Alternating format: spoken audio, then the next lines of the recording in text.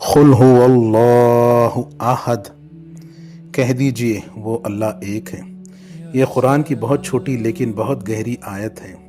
اس آیت میں اللہ تعالی ہمیں اپنی سب سے بڑی حقیقت اللہ کی وحدانیت سمجھاتے ہیں۔ قل کا مطلب ہے کہہ دیجئے، یعنی اللہ اپنے نبی صلی اللہ علیہ وسلم سے فرماتے ہیں کہ لوگوں کو بتا دیجئے، انہیں سمجھا دیجئے، انہیں اللہ کی حقیقت سے واقف کرائیے۔ پھر فرمایا واللہ احد، وہ اللہ ایک ہے۔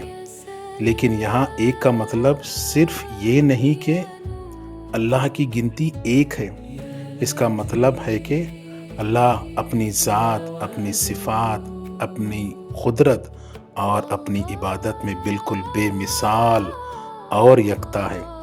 دنیا میں ہم کسی نہ کسی سہارے کے محتاج ہیں۔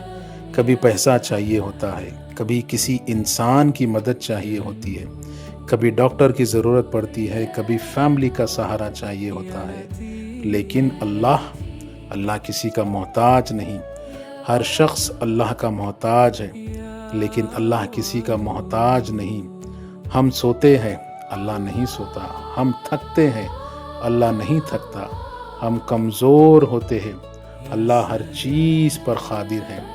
اور سب سے خوبصورت بات یہ ہے کہ جب دنیا کے سارے دروازے بند ہو جاتے ہیں، اللہ کا دروازہ کبھی بند نہیں ہوتا۔ آپ کے دل میں کوئی ایسی پریشانی ہو جو آپ کسی کو نہیں بتا سکتے، آپ کی آنکھوں میں آنسو ہو اور آپ کے پاس اپنا درد شیئر کرنے والا کوئی نہ ہو، تو یاد رکھیے اللہ ایک ہے۔ اللہ آپ کو دیکھ رہا ہے، اللہ آپ کی دعا سن رہا ہے، اللہ آپ کے دل کے حال جانتا ہے۔ اسی لیے قل هو اللہ احد صرف ایک آیت نہیں بلکہ ہمارے ایمان کا بنیادی پیغام ہے۔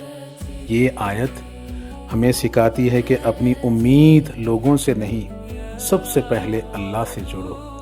لوگ آپ کو ڈس اپوائنٹ کر سکتے ہیں، لوگ آپ کو چھوڑ سکتے ہیں، لوگ آپ کے ساتھ اپنا رویہ بدل سکتے ہیں، لیکن اللہ کبھی اپنے بندے کو نہیں بھولتا۔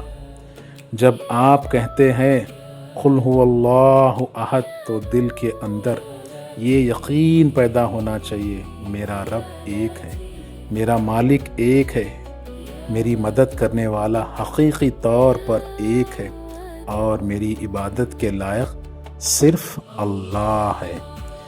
اسی توحید کی وجہ سے ہم اللہ کے سامنے سجدہ کرتے ہیں، نہ کسی اور کے سامنے جھکتے ہیں، اور نہ کسی اور کو اللہ کے ساتھ شریک کرتے ہیں۔ تو آج اس آیت کو صرف زبان سے نہ پڑھیے، اس آیت کو